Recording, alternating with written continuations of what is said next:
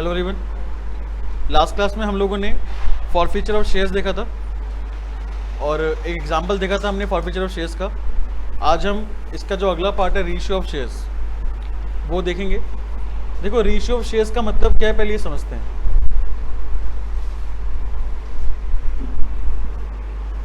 एक कंपनी है XYZ limited,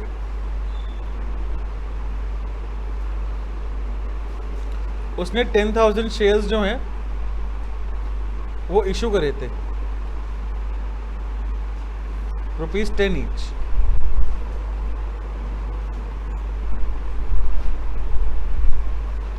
₹2 application, ₹3 allotment, ₹2 first call, ₹3 final call.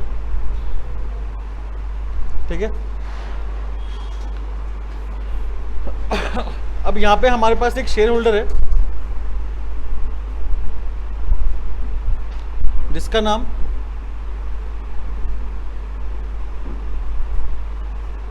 Rohan है।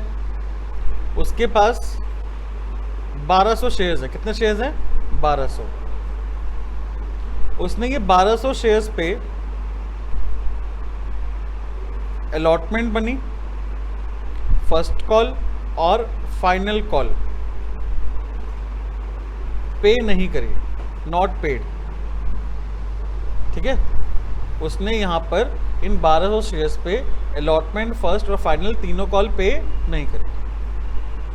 तो कंपनी का क्या राइट है? हमने लास्ट क्लास में देखा था। कंपनी का राइट है कि ये 1200 शेयर्स जो है, रोहन के जो 1200 शेयर्स हैं वो फॉरफिट कर सकती है कंपनी। क्या कर सकती है बेटा? फॉरफिट। तो कंपनी ने क्या करा? 1200 शेयर्स जो हैं रोहन के फॉरफिट कर लिए। फॉरफिट करने का मतलब क्या हुआ? वही दोनों चीजें।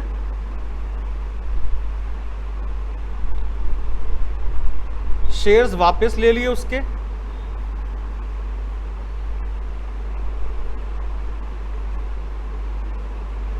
ठीक है, शेयर्स वापस ले लिए और मनी जो रिसीव हुआ था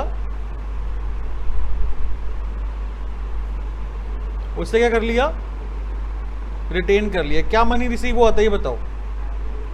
हाँ जी, सिर्फ एप्लीकेशन मनी मिला था। क्या मिला था? सिर्फ एप्लीकेशन मनी। हम सिर्फ 1200 शेयर्स की बात करें, 10,000 शेयर्स की बात नहीं कर रहे। सिर्फ किसकी बात कर रहे हैं? रोहन की। रोहन जो शेयर होल्डर है उसके पास कितने शेयर हैं? 1200 शेयर है। उसने हमें एप्लीकेशन दे दिया था। एप्लीकेशन के बाद उसने कोई भी इंस्टॉलमेंट नहीं दी, अलॉटमेंट भी नहीं दिया, फर्स्ट भी नहीं दिया और फाइनल भी नहीं दिया। तो हमने क्या करा? उसके शेयर फॉरफिट कर लिए। जब भी कंपनी फॉरफिट करती है तो ये दो चीजें करती है। क्या? पहला तो शेयर्स वापस ले लेती है उसके, ठीक है, रिटर्न बैक। दूसरा, जो पैसा उसको मिल गया है कंपनी को वो अपने पास रख लेगी। बात क्लियर?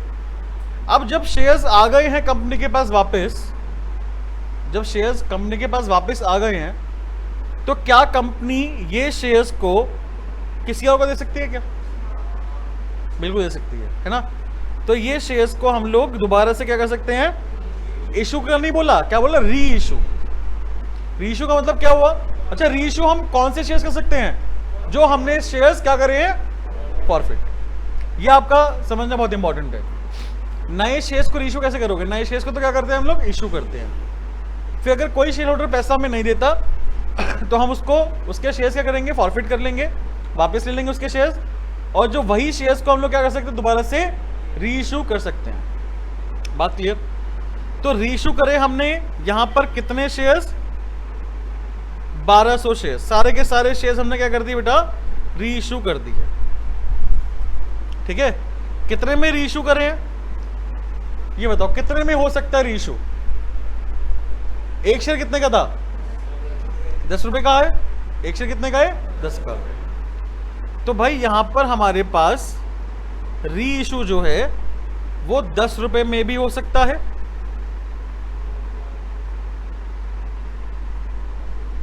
हाँ जी, 10 रुपए भी हो सकता है, 10 रुपए से ज्यादा पे भी हो सकता है। क्या 10 रुपए से कम पे हो सकता है? डिस्काउंट हो सकता है क्या? मैंने अभी आपको क्या बताया था स्टार्टिंग में कि हम लोग शेयर्स क्या डिस्काउंट पे इशू कर सकते हैं? क्या हम लोग शेयर्स डिस्काउंट पे इशू कर सकते हैं क्या? नहीं ना। या तो हम किस पे करेंगे, पार पे, या किस पे करेंगे, प्रीमियम पे। तो क्या यहां पर री इशू के टाइम पे हम शेयर्स को डिस्काउंट पे दे सकते हैं? बिल्कुल दे सकते हैं। ये पुराने शेयर्स है, नए शेयर्स नहीं है यार। और पुराने शेयर्स तो कम में ही बिकेंगे, पार वैल्यू पे भी बहुत कम बिकेंगे, और प्रीमियम पे तो बहुत मुश्किल है ना।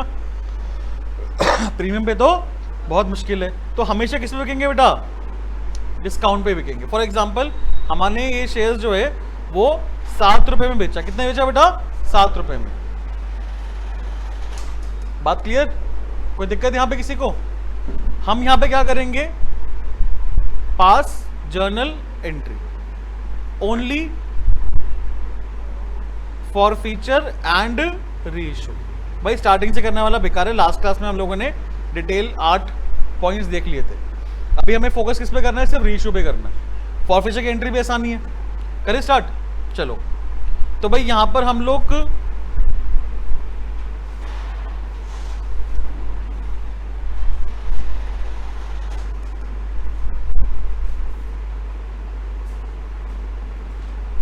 सबसे पहले हम एंट्री कौन सी पास करेंगे? फॉर फीचर की। ठीक है। क्या हमने यहां पर 1200 के 1200 शेयर फॉरफिट करे हैं? बिल्कुल करे हैं। रोहन के पास कितने शेयर्स थे? 1200। कैसे हो सकता है 1200 से कम शेयर फॉरफिट करें हम? क्या ये पॉसिबल है कि रोहन के पास 1200 शेयर है और हमने फॉरफिट कम कर लिए? ये पॉसिबल ही नहीं हो सकता ना कि उसके पास 1200 शेयर है, उसने 1000 शेयर पैसा दिया है। ये पॉसिबल नहीं है। या तो वो 1200 पे देगा या किसी पे भी नहीं देगा। ये बात समझ में आई? तो यानी कि फॉरफीचर जो है वो हम लोग कम नहीं कर सकते। अगर जिस इंसान के पास है उतने शेयर्स हैं और उसने उतने शेयर से पैसा नहीं दिया, तो हम उसके सारे शेयर्स जो उसके जितने भी है ना, हम क्या करेंगे? उसके फॉरफिट कर लेंगे। जैसे रोहन के पास कितने शेयर्स थे? 1200। कितने शेयर्स थे बेटा? 1200। तो उसने जो अलॉटमेंट फर्स्ट और सेकंड नहीं दी, वो कितने शेयर्स पे नहीं दी? 1200 पे नहीं दी ना। क्या ये पॉसिबल है कि वो 1000 पे नहीं देगा? 200 पे दे दिया उसने। क्या ये पॉसिबल है? उसके पास 1200 शेयर है, उसने 200 शेयर पे तो पैसा दे दिया, 1000 पे नहीं दिया। क्या ये पॉसिबल है?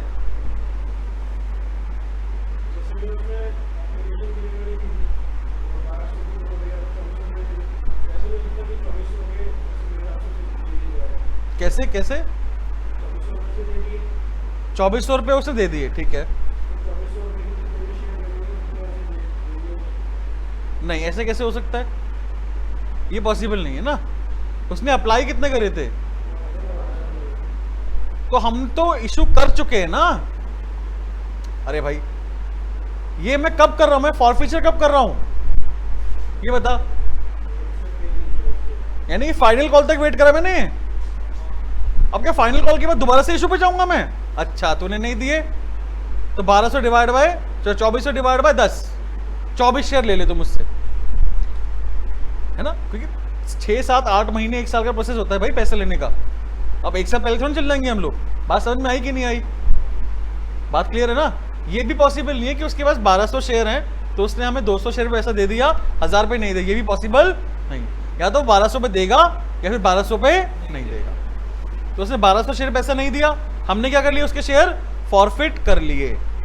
मैं बस यहां पे आपसे क्वेश्चन ये पूछता हूं कि हमने ये फॉरफिचर कब करा है? सेकेंड कॉल के यानी कि फाइनल कॉल के बाद। तो हमने अपनी 10 रुपए की पूरी लायबिलिटी मानी। शेयर कैपिटल में मैंने क्रेडिट कितना करा? पूरे के पूरे 10 रुपए। एप्लीकेशन पे 2 रुपए करे, अलॉटमेंट पे 3 रुपए करे, फर्स्ट कॉल पे 2 रुपए, फिर फाइनल कॉल पे 3। यानी कि मैं शेयर कैपिटल में 10 रुपए क्रेडिट कर चुका हूं।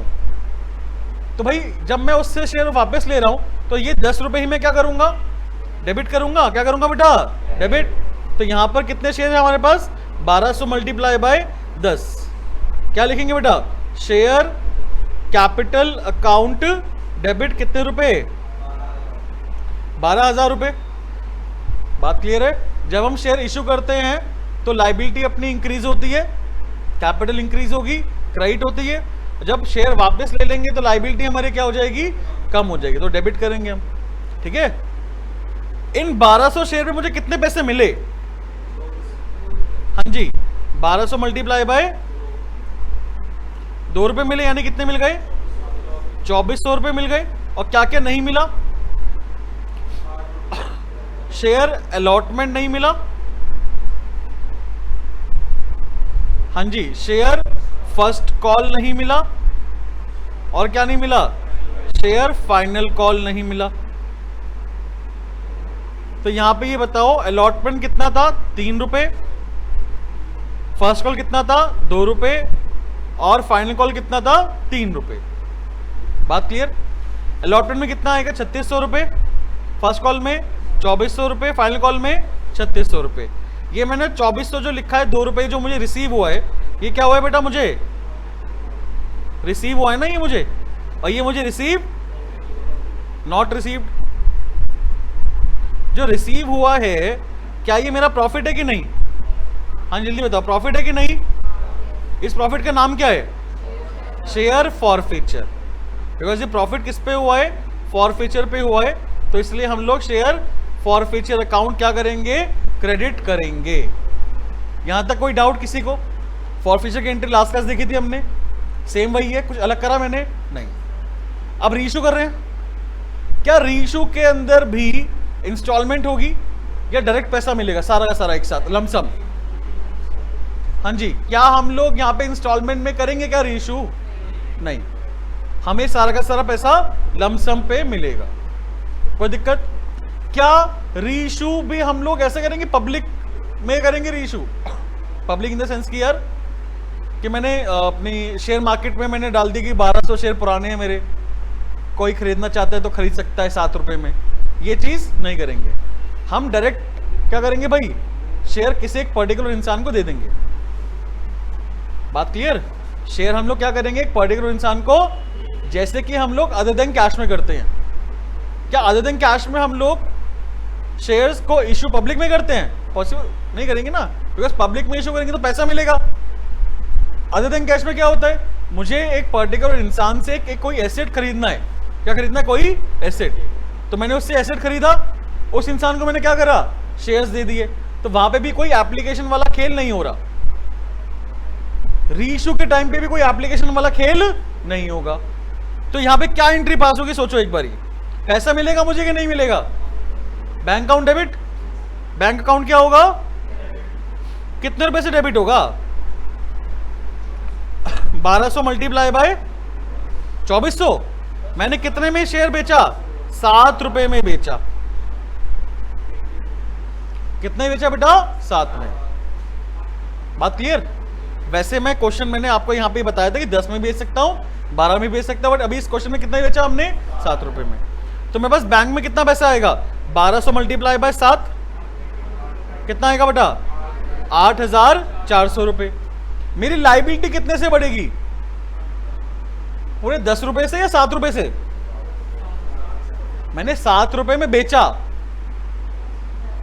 3 रुपए का घाटा खाकर।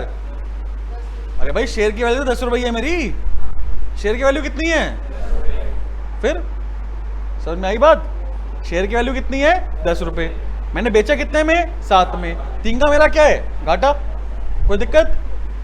तो यहां पे हम लोग क्रेडिट करेंगे, एक लाइन छोड़ के। अभी क्या लिखेंगे? Direct share capital account. Liability बढ़ जाएगी ना मेरी, कोई एप्लीकेशन लॉट में कुछ नहीं होगा। डायरेक्ट क्या लिखेंगे? Share capital.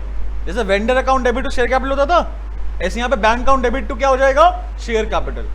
यहां पे वो नहीं होगा कि bank account debit to share application, share application account debit to share capital, क्योंकि हम लोग यहाँ पे पब्लिक में इशू नहीं कर रहे कि पहले लोग हम इसे अप्लाई करेंगे फिर हम लोगों को इशू करेंगे। ऐसा यहाँ पे कुछ भी नहीं हो रहा, डायरेक्ट ट्रांसफर हो रहा है। क्या हो रहा है? Direct transfer. कोई दिक्कत? शेयर कैपिटल में कितना आएगा? 1200 मल्टीप्लाई बाय 10 रुपए कितना आएगा भाई? 12,000। कोई दिक्कत परेशानी?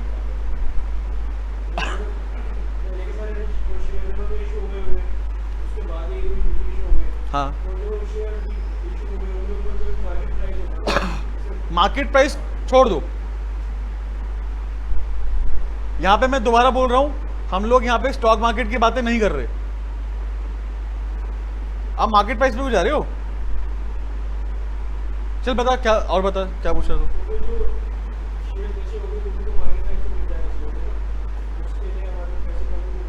भैया नए पुराना शेयर है ये, नया शेयर नहीं है।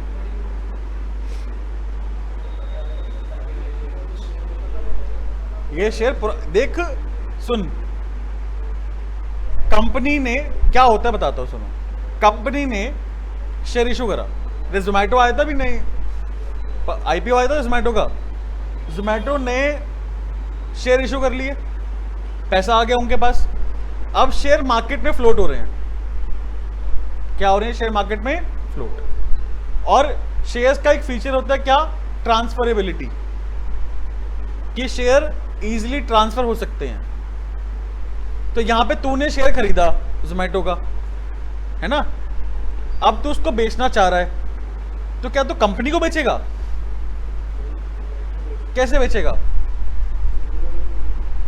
लेकिन खरीदना चाह रहा है जब भी तो बेचेगा ना। तो डिमांड सप्लाई है शेयर मार्केट के अंदर भी, 11th क्लास से पढ़ा था इकोनॉमिक्स में, डिमांड सप्लाई। शेयर मार्केट में भी डिमांड एंड सप्लाई। बात क्लियर?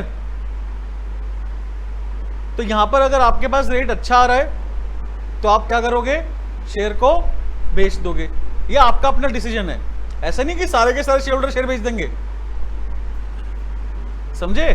ये अपना क्या है बेटा, सोच है, हर एक की अपनी स्टडी है, हर एक इंसान की, कि वो क्या करना चाह रहा है। आज के टाइम की बात कर रहा हूं मैं, तो ऐसे ही है। अब यहां पे कंपनी के पास पुराने शेयर्स आ गए वापस, मतलब शेयर फॉरफिट कर लिए कंपनी ने, तो वो शेयर पुराने हो गए। वो कंपनी पब्लिक में डील नहीं कर रही, कंपनी वो पब्लिक में डील या तो कंपनी किसी एम्प्लॉय को दे रही है, या किसी डायरेक्टर को दे रही है, या किसी वर्कर को दे रही है, किसी को भी दे रही है। तो वो शेयर मैं ये नहीं कह रहा कि कम में ही बिकेंगे, मैंने आपको ये नहीं बोला कि कम में ही बिकेंगे। हो सकता है पार वैल्यू पे भी बिक जाए, हो सकता है ज्यादा पे यानी प्रीमियम पे भी बिक जाए, बट इस क्वेश्चन में 7 रुपए में बिक रहे हैं। कितने बिक रहे हैं? बात क्लियर? मार्केट वैल्यू, कंपनी का क्या मार्केट वैल्यू से कोई रोल है? सिर्फ कंपनी की रेपुटेशन बढ़ती है मार्केट वैल्यू से। क्या बढ़ती है? कंपनी की रेपुटेशन। कंपनी का मार्केट वैल्यू जो है आज के टाइम पे 100 रुपए है, 200 हो गया, 300 हो गया, तो कंपनी की वैल्यूएशन भी क्या हो रही है? यहां से इंक्रीज हो रही है। क्या हो रही है बेटा? इंक्रीज। बात क्लियर?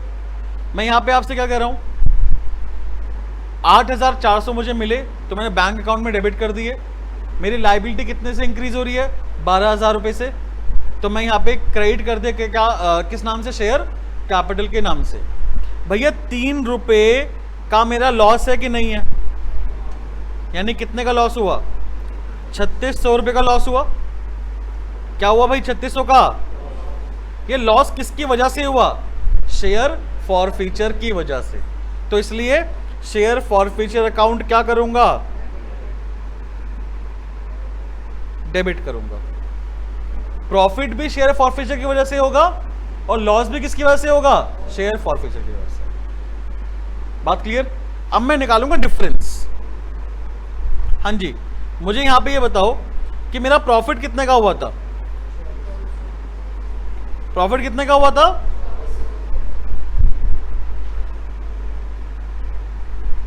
एक मिनट रुको, यहां पे एक थोड़ा मिस्टेक हो गई है, इसको ना 9 रुपए कर लो।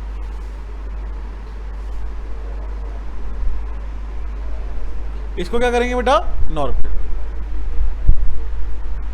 ठीक है, तो लॉस कितने का हुआ हमारा? यहां पर 1 रुपए का ही लॉस हुआ है। और यहां पे कितना आएगा? 10,800। हाँ जी, प्रॉफिट कितने का हुआ हमारा ये बताओ? 2400 का प्रॉफिट हुआ था और यहां पे लॉस कितने का हो रहा है हमारा? 1200 का लॉस हो रहा है। 1200 का क्या हो रहा है बेटा? लॉस। तो क्या हमारा प्रॉफिट अभी बचा है कुछ? कितना बचा है? 1200 रुपए। तो ये 1200 का जो प्रॉफिट बचा है ना, वो हम लोग कहां पे ट्रांसफर कर देंगे?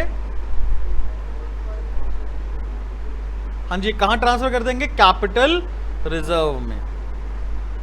तो share forfeiture account debit to capital reserve account. कितने रुपए बेटा? 1200 रुपए जो हमारे पास बैलेंस बचा है। ठीक है, कोई दिक्कत? क्वेश्चन में थोड़ा चेंज क्या करा है, यहाँ पे ध्यान नहीं दिया। एक्चुअली मैं आपको बताता हूँ, पहले ना आज से करीबन 3 साल पहले एक क्वेश्चन पूछा नहीं जाता था, एक क्वेश्चन पूछा नहीं जाता था, बट पिछले 3 साल से वो क्वेश्चन पूछा जा रहा है। और उस क्वेश्चन का वो क्वेश्चन है क्या, basically maximum permissible discount, maximum permissible discount allowed at the time of reissue of shares, maximum permissible discount allowed at the time of reissue of shares. लिख देता हूं यहां पर,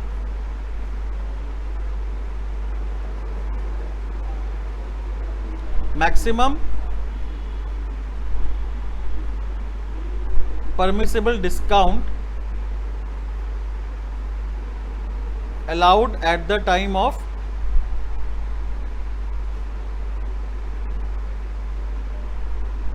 मैं रीइश्यू ऑफ शेयर्स पे जब शेयर्स को रीइश्यू करूंगा तो मैं मैक्सिमम डिस्काउंट कितना दे सकता हूं, मैं मैक्सिमम डिस्काउंट कितना दे सकता हूं, जितना मुझे प्रॉफिट हुआ है फॉरफिचर के टाइम पे। ये आंसर है,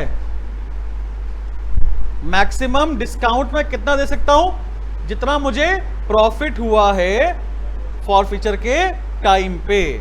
भैया मुझे प्रॉफिट कितने का हुआ है, 2400, यानी कि 2 रुपए का प्रॉफिट हुआ है। कितने का प्रॉफिट हुआ है, तो मैं मैक्सिमम डिस्काउंट कितना दे सकता हूं, सिर्फ 2 रुपए। 2 रुपए से कम पे मैं रीइश्यू नहीं कर सकता, यानी कि मैं रीइश्यू, अच्छा यहां पे क्वेश्चन और भी आता है कि मैं कितने रुपए तक रीइश्यू कर सकता हूं। 2 तरीके हैं ना पूछने के, एक तरीका क्या है कि मैक्सिमम परमिसिबल डिस्काउंट कितना है, और दूसरा तरीका क्या है कि मैं रीइश्यू कितने में कर सकता हूं, कितने में कर सकता हूं, 8 रुपए पे। 8 रुपए से कम पे मैं रीइश्यू, बात समझ में आ गई? कोई दिक्कत? मतलब अपने जेब से लॉस नहीं उठाऊंगा, अपने जेब से लॉस नहीं उठाऊंगा रीइश्यू करते टाइम। जितना प्रॉफिट हुआ है उतने रुपए तक का लॉस उठा सकता हूं, उससे ज्यादा का लॉस नहीं उठाऊंगा। बात क्लियर है यहां पे? कोई दिक्कत तो नहीं? क्लियर है पॉइंट? सबसे इंपॉर्टेंट हमारे पास जो एक टॉपिक है, टॉपिक क्या है, एक छोटा सा कॉन्सेप्ट है जो फॉरफिचर और रीइश्यू में दोनों में काम आता है।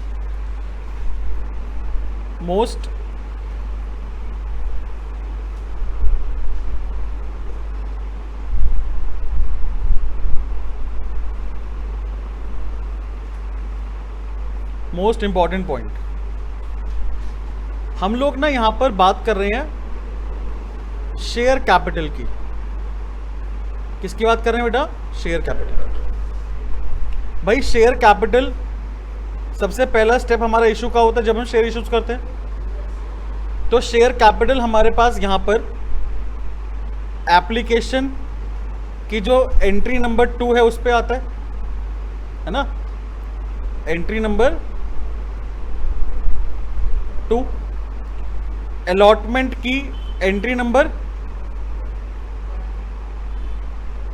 3 पे लिखते हैं हम लोग। फर्स्ट कॉल की एंट्री नंबर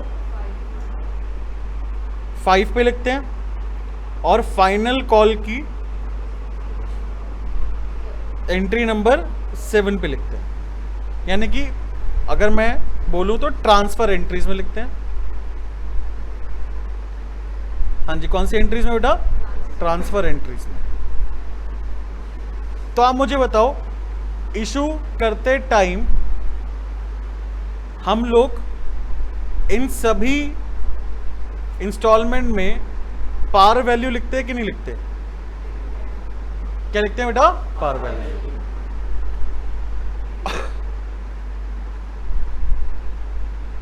सेकेंड स्टेप हमारा फॉरफिचर होता है। इशू करने के बाद क्या होता है? फॉरफिचर।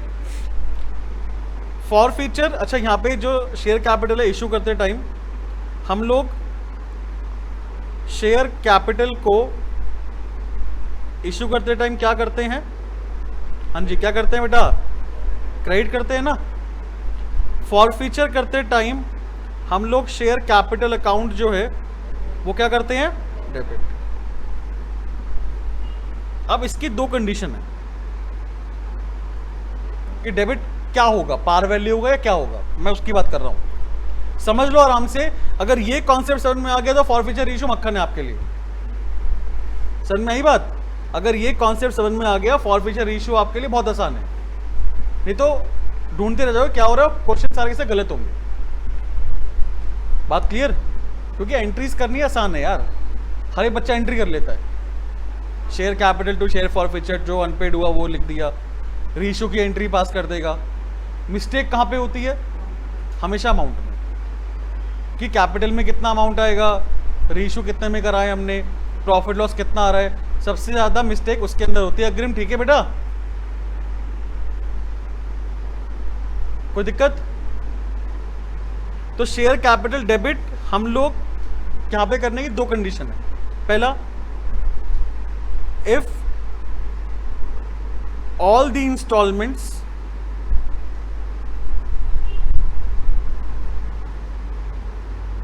वर कॉल्ड अप, हमने सारी की सारी इंस्टॉलमेंट क्या करी भाई, मंगवाई है, कॉल्ड अप है। तो यहां पर हम लोग शेयर कैपिटल में कौन सी वैल्यू लिखेंगे, पार वैल्यू, जो कि एग्जांपल मान लो कितने रुपए है, 10 रुपए।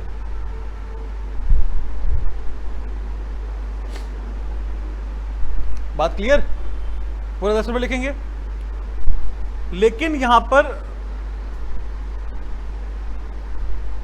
इफ ऑल दी इंस्टॉलमेंट्स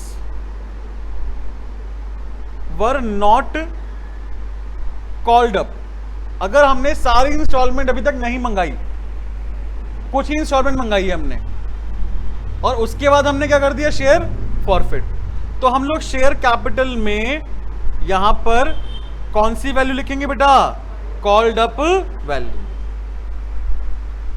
बात समझ में आई कि नहीं आई? जल्दी बताओ, पक्की बात? जैसे एग्जाम्पल में यहां पे एक छोटा सा एग्जाम्पल क्या है कि 10 रुपए का शेयर है, एक शेयर कितने रुपए का है, 10 रुपए का है।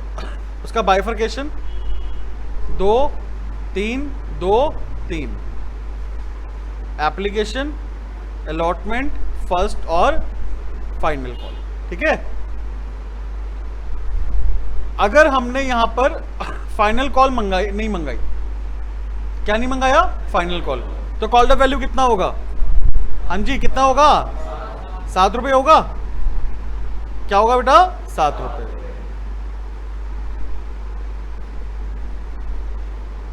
कोई दिक्कत यहां पे किसी को?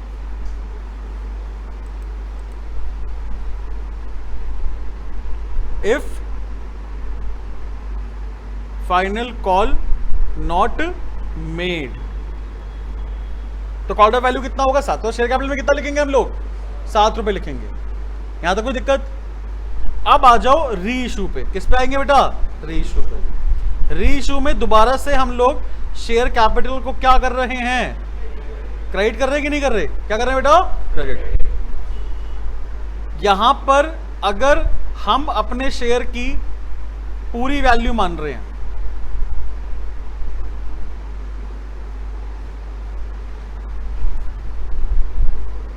दो पॉइंट है इसमें, या तो हम लोग मानेंगे पार वैल्यू या मानेंगे paid up value. Par value और पेड अप वैल्यू, समझ में आई बात? यानी कि 10 रुपए का शेयर है, मैंने माना कि मेरे पास 10 रुपए, मतलब मैं अपनी वैल्यू कितनी मान रहा हूं शेयर की, 10 रुपए मान रहा हूं, और मैंने बेचा कितने में, वो अलग बात है। यानी कि मैं कंपेयर किससे करूंगा, पार वैल्यू से करूंगा। किससे करूंगा बेटा, पार वैल्यू से। तो शेयर कैपिटल में कौन सी वैल्यू आएगी, पार वैल्यू आएगी। ये कब होगा, ये कब होगा ये बताओ, जब मैं सारी की सारी इंस्टॉलमेंट मंगा लूंगा। जब मैंने सारी इंस्टॉलमेंट मंगा ली ना, तब मैं ये कर सकता हूं। बात क्लियर? क्या जब मैंने यहां पर जैसे सेकंड कॉल नहीं मंगाई, मैंने यहां पे सेकंड कॉल नहीं मंगाई, क्या तब कर सकता हूं ये चीज? सोचो एक बारी।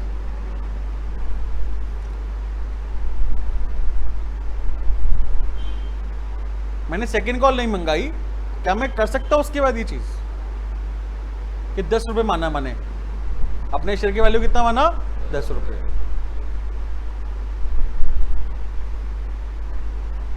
हाँ जी, हो सकता है, तब भी हो सकता है, दोनों केस में हो सकता है। लेकिन पेड अप वैल्यू कब होगा? जब कॉल्ड अप होगा।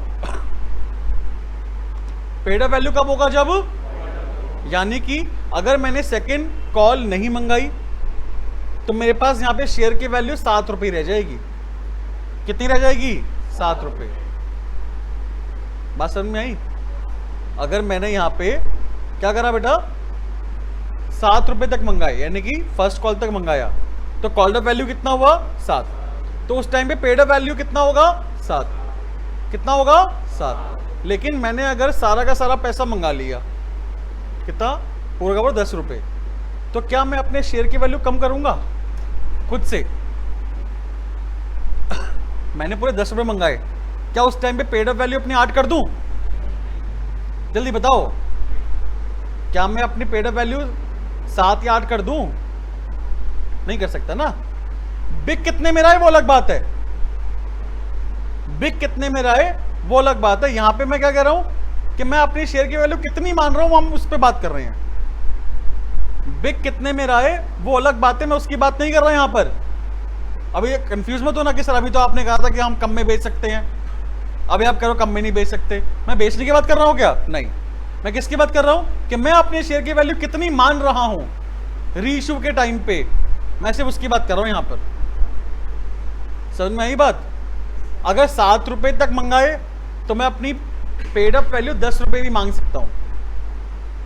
अगर मैंने 7 रुपए मंगाए ना, 3 रुपए नहीं मंगाए, तो मैं अपनी पेड अप वैल्यू 7 भी लिख सकता हूं, 10 भी कर सकता हूं। क्या कर सकता हूं? 10। बात समझ में आई? लेकिन मैंने पूरे 10 मंगाए, कितने मंगाए? पूरे 10। तो मैं अपनी पेड अप वैल्यू 10 तो मानूंगा, लेकिन 10 से कम नहीं कर सकता, 10 से कम नहीं कर सकता। बात समझ में आ गई? ये पॉइंट समझ में आ गया आप लोगों को? तो आपसे फिर 1-2 क्वेश्चंस मैं आपसे डिस्कस कर रहा हूं, करेंगे हम ये बाद में ही।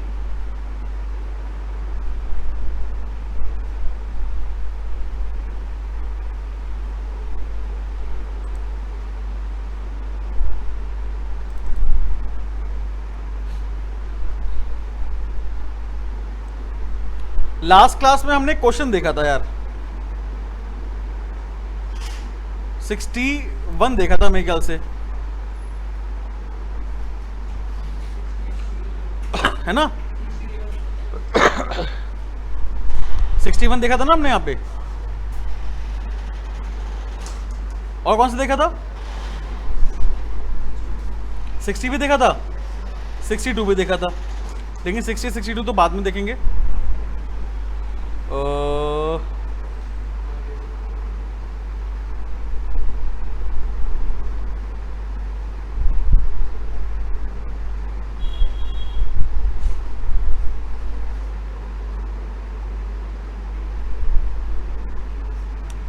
देखो 63 बेटा, 63 देखना एक बारी। करा नहीं रहा, सिर्फ आपको बता रहा हूं यहां पर कि कितना समझ में आया। देख रहा हूं मैं आपको। 1 मई 2023 को मनी प्लस लिमिटेड ने 200 शेयर फॉरफिट करे। एक शेयर की कीमत कितनी है? 20 रुपए है भाई। हमने कितने मंगाए? यानी 5 रुपए हमने नहीं मंगाए। ऑन विच 10 रुपीज पर share has been paid up by a. 10 रुपए दिए हैं, 5 रुपए नहीं दिए। 20 रुपए का शेयर मंगाए कितने? 15। 15 में से कितने दिए? 10। 5 नहीं दिए, मतलब 10 मिले, 5 नहीं मिले। जो नहीं मिले वो मुझे पता है 5 रुपए है।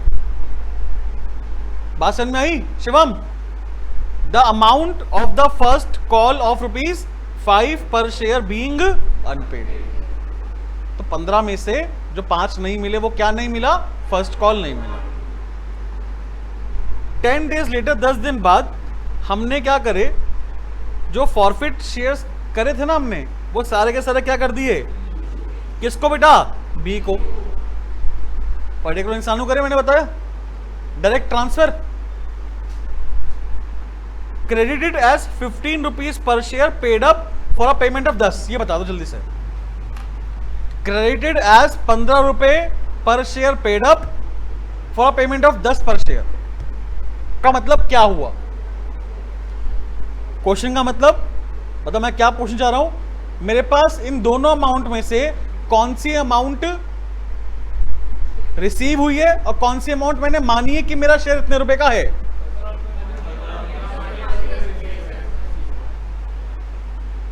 हाँ जी, कितने रुपए का शेयर माना मैंने अपना? कितने शेयर माना? 15, बिकॉज पेड अप वैल्यू कितनी है? 15। बात क्लियर? और कितने रुपए मिले अपने को? कोई दिक्कत परेशानी? पक्का? मुझे प्रॉफिट कितने का हुआ था? कितने का हुआ था? मुझे फॉरफिचर के टाइम पे प्रॉफिट कितने का हुआ था? यहां पे ध्यान दो, कितने का हुआ था? 10 का हुआ था क्या? कैसे? या 5 का हुआ था? अबे नलायक को, 200 शेयर में से 200 शेयर में मुझे कितने रुपए मिल गए थे? 15 रुपए मंगाए ना मैंने। 15 में से कितने मिले थे और कितने नहीं मिले? तो 10 रुपए का प्रॉफिट हुआ ना मेरा। मुंह से क्यों नहीं बोले कितने का प्रॉफिट हुआ? और जब मैंने यही शेयर्स को रीइश्यू करा, वो कितने में करा? 10 में करा ना। किसमें करा? 10 में करा। और माना शेयर कितने का? 15 का। नुकसान कितने का? बैलेंस प्रॉफिट बचा नहीं बचा? कितने का बचा? 5 रुपए। 5 मल्टीप्लाई बाय 200, आंसर आ गया कितना? 1000। चुटकियों पे क्वेश्चंस करने हैं ये। 6 नंबर में 3 क्वेश्चन भी आ सकते हैं ऐसे। 3 नंबर का एक क्वेश्चन भी आ सकता है, 4 नंबर के 2 क्वेश्चन भी आ सकते हैं। और आसान आसान कितना टाइम लगा क्वेश्चन करने में? 5 मिनट भी नहीं लगे। आपको 3 एंट्रीज पास करनी, 5 मिनट में एंट्रीज पास कर लोगे।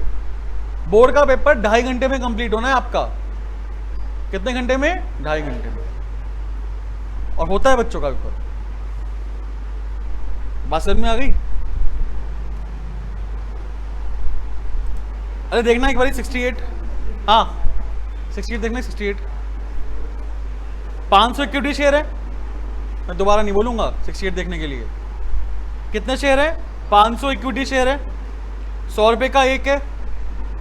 For a non payment of first call कितने रुपए हमने फॉरफिट करे हैं? फाइनल कॉल 10 रुपए की हमने नहीं मंगाई। जल्दी बताओ कितने पैसे मिले हैं? फटाफट। कितने मिले हैं? 60 रुपए मिले हैं ना। 100 में से 10 तो मंगाई नहीं। कॉल्ड अप कितना है? कॉल्ड अप कितना है यार? ऐसे तो 2 मिनट में आंसर आना चाहिए। 100 रुपए का शेयर है, 10 रुपए नहीं मंगाए ना हमने, तो कॉल्ड अप कितना हुआ? दिमाग चलाओ ऐसे फटाफट। 90 में से कितने नहीं मिले? 30 नहीं मिले। कितने मिल गए? 60 का मुनाफा। 60 का मुनाफा। कोई दिक्कत? हमने 60% शेयर्स ही रीइश्यू करे हैं, लेकिन यहां पे क्या लिखा है? 39,000 फुली पेड। 39,000 fully paid. इसका मतलब ये हुआ कि मैंने अपनी शेयर की वैल्यू कितनी मानी? 100 रुपए। कितनी मानी? फुली पेड अप मतलब 100 रुपए par value. Fully paid up मतलब पार वैल्यू। पार वैल्यू यहां पार वैल्यू कितने की है? 100 रुपए की। बट मेरे पास यहां पर कॉल्ड अप कितना था? 90। कॉल्ड अप कितना था? तो यहां मैं पेड अप भी 90 मान सकता हूं और फुली पेड अप 100 रुपए मान सकता हूं। पेड अप भी 90 मान सकता हूं और फुली पेड अप भी कितना मान सकता हूं? 100 रुपए मान सकता हूं। बिके कितने में है? 39,000 में बिके। मुझे पूरा अमाउंट गिवन है यहां पर। इस क्वेश्चन में मैं आपको यहां पे क्वेश्चन कराया क्यों? इसलिए कराया कि भाई अगर मैंने यहां पर देखो फॉरफीचर के टाइम पे मैंने पूरे 100 रुपए मंगाए, पार वैल्यू मंगाया। क्या मंगाया? Par value. तो मैं रीइश्यू के टाइम पे पेड अप कितना करूंगा? पूरा 100। पूरा 100। पेड अप 100 रुपए से कम नहीं कर सकता। पेड अप 100 रुपए से कम। बात समझ में आई? एक और पॉइंट क्या है कि अगर मैंने यहां पर फॉरफिचर के टाइम पे सिर्फ कॉल्ड अप था, कॉल्ड अप कितना था 70 रुपये और पार वैल्यू कितनी है 100 रुपये। तो रीइशू मैं यहां पर दोनों कर सकता हूं, पेड अप 70 भी कर सकता हूं और फुली पेड अप 100 भी कर सकता हूं। समझ में आई बात? जल्दी बताओ, क्या इस वाले पार्ट में मैं अपना पेड अप रीइशू के टाइम पे 60 कर सकता हूं क्या? हाँ जी, कर सकता हूं क्या? अपने शेयर की वैल्यू गिराऊंगा नहीं। बात समझ में आ गई? कोई दिक्कत किसी को?